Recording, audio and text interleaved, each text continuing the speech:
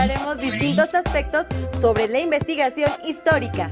Identificaremos cómo se construye la historia, para qué sirve estudiar historia, qué es una fuente histórica, qué tipos de fuentes históricas hay, cómo debemos analizarlas. Les recordamos tener a su lado papel y pluma para hacer sus apuntes, ideas y preguntas que después podrán contestar e incorporar a su carpeta de experiencias. Los invitamos a ver el primer video de 3, donde irán encontrando las respuestas a estas interrogantes.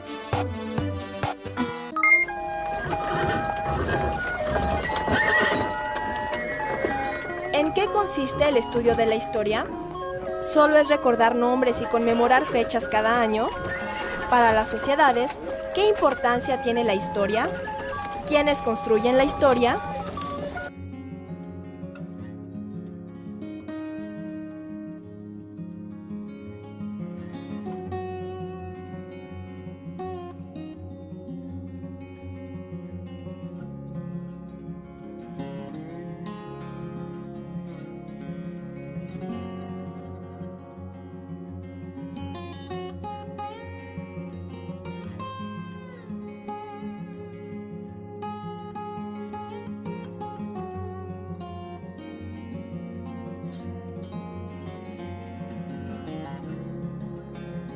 Francés decía que no sabemos para qué sirve la historia, como tampoco sabemos para qué sirve el arte, y sin embargo no podemos entender la vida sin la historia y sin el arte. La historia es la base de la memoria histórica de un pueblo es algo importantísimo. Los individuos como las sociedades necesitamos tener alguna conexión con el pasado.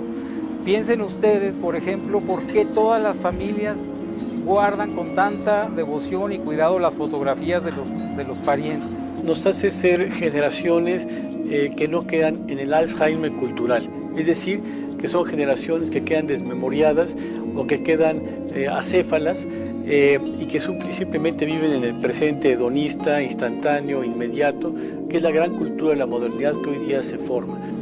Es esa idea de saber de dónde venimos. Y los historiadores lo que hacemos es justamente encargarnos de ese mismo asunto, pero a nivel de la sociedad en general. La historia siempre es contemporánea, es verdad, es decir, todos los hechos del pasado son vistos por los ojos del presente. Hoy sabemos más que los propios contemporáneos. Podemos acceder a documentación que no podía ser estudiada en su momento. Conocer para decidir, recuperar memoria histórica pasada para actuar en el presente. Si tú tienes una percepción, digamos, clara de la historia, de que estos problemas se han vivido en otros momentos de diferente manera o incluso de manera comparada, que otros países tuvieron o no, digamos, más o menos este problema, pues ya te ubicas exactamente dónde estás, porque sabes de dónde vienes y sabiendo dónde estás, más o menos sabes a dónde puede ir el país. Si uno no conoce la historia de su país, está uno condenado a repetirla. Decía Edmundo Gorman que la historia se hizo para entender los hechos pasados, no para regañar a los muertos. Es decir, se hizo para saber y entender, comprender por qué pasaron las cosas que pasaron y no para estar juzgando a los personajes de la historia. Y poder entender por qué las cosas ocurrieron así y no de otra manera. El contacto con la historia lo tenemos todos los días, en nuestro trabajo, a través de los oficios, la familia, los medios de comunicación y los distintos espacios de convivencia se reproducen creencias, tradiciones y formas de vida que a lo largo de generaciones se han mantenido. En las casas, las escuelas, los centros de diversión, de trabajo, todo lo que nos rodea, escuchamos, leemos y hacemos día con día son una forma de aprender y reproducir la historia del país. Personas de todas las edades participan en estos hechos y colaboran en la construcción histórica de la sociedad a la que pertenecen. Acabamos de escuchar la opinión que los historiadores tienen sobre el oficio de historiador. Expusieron la importancia de las fuentes históricas y los usos sociales del conocimiento histórico. Existen distintos tipos de fuentes históricas, pero ¿cuáles son?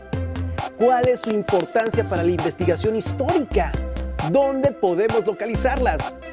Acompáñenos a ver el segundo video, donde hallaremos las respuestas a dichas interrogantes. No sería posible conocer nuestro pasado sin la información que nos proporcionan las ruinas, escritos, vasijas, pinturas, esculturas y demás restos que dejaron nuestros antepasados. En el caso de la historia, la información que usamos para conocer el pasado se clasifica en fuentes primarias y secundarias. Te invito a que juntos aprendamos a reconstruir la historia. Fuentes primarias. Las fuentes primarias son aquellas que proveen un testimonio directo sobre el pasado. En otras palabras, son vestigios del hecho o proceso histórico que se estudia. Las fuentes primarias pueden ser textos escritos en el periodo, como cartas, memorias, crónicas, novelas y periódicos. También pueden ser construcciones, artículos de uso cotidiano como vestimentas, herramientas o utensilios de cocina, pinturas, esculturas, fotografías y todo aquello que de primera mano ofrece un testimonio sobre el pasado. Dependiendo del periodo que se estudia, son el tipo de fuentes que se emplean. Por ejemplo, no podríamos usar fotografías para estudiar la Edad Media, pues en ese periodo aún no se habían inventado. Cada sociedad ha dejado diferentes huellas que hoy utilizamos para conocer lo que pensaban y cómo vivían las personas, cómo estaba organizada la sociedad, su sistema político y económico y cuáles eran sus valores y costumbres. Fuentes secundarias. Las fuentes secundarias son interpretaciones de las primarias, las elaboran los historiadores y nos proporcionan una explicación sobre los temas que analizan. Por ejemplo, los libros que has consultado en la biblioteca sobre los temas del curso son fuentes secundarias, reconstruyendo Pompeya a través de las fuentes primarias. Las ruinas de la ciudad de Pompeya son uno de los mayores vestigios que existen sobre la cultura de la antigua Roma. Esta ciudad fue destruida en agosto del año 79 de nuestra era, cuando el volcán Vesubio hizo erupción, cubriendo a toda la ciudad de gases, polvo y cenizas. La información sobre el suceso de la erupción se extrae de fuentes primarias como crónicas y cartas de personas que vivieron en la época en poblados cercanos, y de las ruinas de la ciudad que se conservaron debajo de las cenizas. Por los anuncios que había por toda la ciudad, sabemos que en Pompeya existía un particular gusto por el circo, que en aquel periodo presentaba combates de gladiadores. En las ruinas de la ciudad se conservan zapaterías, tabernas, lavanderías, baños y panaderías. Todas ellas nos permiten conocer cómo era la vida cotidiana de los pompeyanos. Reconstruir la historia nos permite descubrir cómo vivieron hombres y mujeres de otros periodos y comprender que son un antecedente de cómo vivimos hoy. Te invito a descubrir cómo vivían tus antepasados acercándote a las fuentes de información. Como vimos, todos los vestigios del pasado pueden ser una fuente histórica, porque nos aportan información de la sociedad que los creó. Para que esto suceda, los historiadores deben interrogar a dichos vestigios con la finalidad de hacerlos hablar. ¿Cómo? ¡Analizándolos! En el siguiente video encontrarán un ejemplo de cómo analizar una fuente histórica, en este caso una caricatura de sátira política. ¡Corre video! ¿Qué es la caricatura? ¿Cómo analizar las caricaturas de política crítica? Sobre estos temas hablaremos en este video. Para el caricaturista e ilustrador inglés Ronald Searle, la historia de las caricaturas es la historia de la conciencia de la sociedad. ¿Qué es la iconografía? Según el Diccionario de la Lengua Española, la iconografía es la representación o imagen de un personaje o una realidad determinadas. Sobre qué es la caricatura, el término caricatura viene del italiano caricare, que significa recargar, exagerar. Y esta manera de dibujar fue utilizada por primera vez por los hermanos Carracci, pintores de fines del siglo XVI y principios del siglo XVII. Según el historiador español del siglo XIX, Jacinto Octavio Picón, la caricatura es quizá el correctivo más poderoso, la censura que más han empleado en todo tiempo los oprimidos contra los opresores, los débiles contra los fuertes, los tiranos y hasta los moralistas contra la corrupción.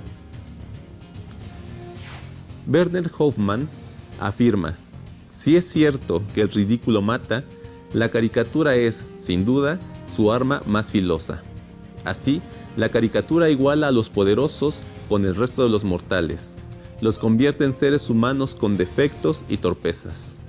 Mientras que Rafael Barajas Durán, el Fisgón, dice: la técnica básica del dibujo satírico consiste en aislar el defecto físico, mental, social o moral de su modelo, está más cerca del conjuro que de la búsqueda de la estética. El verdadero caricaturista solo ve la esencia vituperable de su presa. El procedimiento es casi un acto de exorcismo, con la diferencia de que la caricatura no busca extraer los demonios de su paciente, sino simplemente exhibirlos. ¿Cómo analizar las caricaturas de política crítica? Los símbolos, en su momento tan claros, y los personajes, en su momento tan famosos, hoy han sido olvidados. Para comprender estas estampas hay que descifrarlas, como si de códices prehispánicos se trataran. ¿Quién era el personaje retratado? ¿A qué grupos pertenecía? ¿Qué intereses defendía? ¿Qué ocurría en la semana en que fue publicada? ¿Dónde se publicó? ¿Cuáles eran las normas estéticas de la época? ¿Qué significan los símbolos, lugares comunes o estereotipos utilizados por el dibujante? ¿Qué repercusiones tuvo la caricatura? ¿A qué partido, secta o fracción pertenecía el caricaturista? ¿Cuán talentoso, claro y preciso era? ¿Cuántas preguntas más nos tendremos que hacer para entenderlas? Todo esto es importante en la interpretación de una caricatura. A continuación, realizaremos el análisis de una caricatura, la cual se titula John Bull tomando un almuerzo, realizada en 1798. Cuando la observamos, quizá podamos entender muy poco porque no conocemos a los personajes, tampoco sabemos a qué se están refiriendo, y entonces es aquí cuando tenemos que aplicar varias estrategias de análisis. La manera más fluida que podemos tener para interpretar es hacernos preguntas. Una de ellas, como ya lo habíamos mencionado anteriormente, es preguntarse quiénes están representados allí. Como no los conocemos, lo importante es ir identificando cada uno de ellos.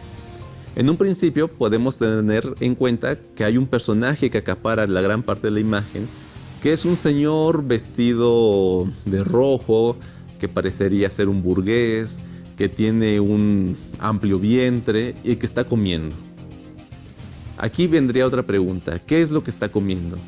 Y si observamos los detalles, nos encontramos que lo que se está llevando a la boca son barcos. Y si se observa todavía más a detalle, podemos ver que estos barcos tienen banderitas francesas. Entonces tenemos que es alguien que se está devorando a una serie de barcos franceses. Por otro lado, tenemos que hacia la derecha hay varios personajes que están allí de pie como en posición de cocineros o de meseros, pero que están vestidos como marinos, quizá capitanes. Y lo que tenemos es que lo que llevan en las charolas son todavía más barcos, al parecer también franceses. Aquí lo que tenemos ya es obviamente un panorama político. Se trata de alguien que se devora no uno a dos, sino a toda una flota o a varias flotas de barcos franceses. Si observamos con más detalle, nos damos cuenta que en el centro hay un jarrón que tiene la leyenda relacionada con la cerveza inglesa. Y aquí esto sale a relucir, porque entonces tenemos que no solo se trata de alguien que come barcos franceses, sino que hay otro país, que es Inglaterra. Si observamos con más detenimiento, nos damos cuenta que en el sombrero que está colocado en el muro del fondo, debajo de él hay un papel que dice Napoleón en Egipto. Estos elementos nos dan idea de qué se puede estar tratando. John Bull dice: ¿qué más frigaces? ¿Por qué? ¿Dónde piensan que habrá espacio para guardar todo lo que traen? Y obviamente allí, ¿cuál sería la respuesta que pudiéramos dar? ¿Dónde va a caber todos esos barcos? Pues obviamente en su amplio vientre. Por otro lado, uno de los capitanes que están allí tiene un letrero con la leyenda que dice: ascensor de naves francesas, tomadas, quemadas y destruidas. Aquí ya es claro el mensaje. Esta caricatura fue realizada por James Gillray, quien se considera que por los excesos de la Revolución Francesa tomó una postura conservadora y publicó diversas caricaturas donde ridiculizó a los franceses y a Napoleón, por lo general a través del personaje de John Bull. Se considera que Gillray fue un espíritu libre, por lo cual no podemos creer que sencillamente intentó estar a favor de la corona inglesa, sino que simplemente cuando Gillray se dio cuenta de que la Revolución Francesa estaba tomando caminos que no le parecían correctos, tomó una postura crítica y la difundió a través de estas caricaturas, en las que, como ya hemos visto, se trata del gran poderío inglés atacando a los franceses para frenar su expansión por Europa. Sin duda, analizar una fuente histórica requiere formular las preguntas que sean necesarias para poder obtener información de ella. Así es. También pudimos conocer que existe una amplia variedad de fuentes históricas. ¿Recuerdan algunas? Sí, objetos de cocina, edificios, escritos, caricaturas, obras de arte, periódicos, libros, muebles, monedas, fotografías, arquitectura doméstica, entre muchas más. En pocas palabras, recuerden que todo lo hecho por la humanidad puede ser una fuente histórica, porque nos aporta información sobre las formas de vida y de pensar de una sociedad. A través de las fuentes históricas es como podemos conocer sus hábitos, creencias o problemas.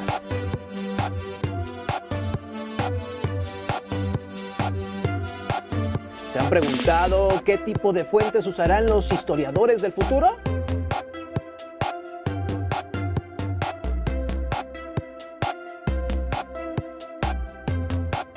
Sin duda, recurrirán a las mismas fuentes que mencionamos aquí, pero también se verán en la necesidad de acceder a los archivos donde se guarda la información que se genera en Internet. ¿Ustedes qué fuentes analizarían para investigar la historia de su familia?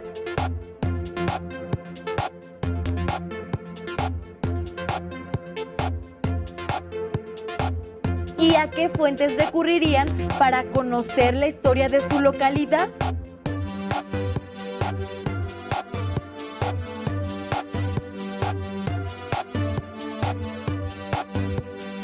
Aprovechen la oportunidad que tienen ahora de estar con las personas más cercanas a ustedes para indagar sobre su historia familiar. Háganles preguntas al respecto. No olviden guardar en su carpeta de experiencias sus respuestas a todas las preguntas vistas a lo largo del programa, ya que la presentarán cuando regresen a clases. Y si tienen oportunidad, les recomendamos leer Los 4 Sherlocks, un atraco muy deportivo, escrito por Jesús Cortés, un libro que no se pueden perder si quieren poner a prueba su capacidad de deducción en una investigación para resolver casos propios de un detective, muy similar al trabajo de un historiador.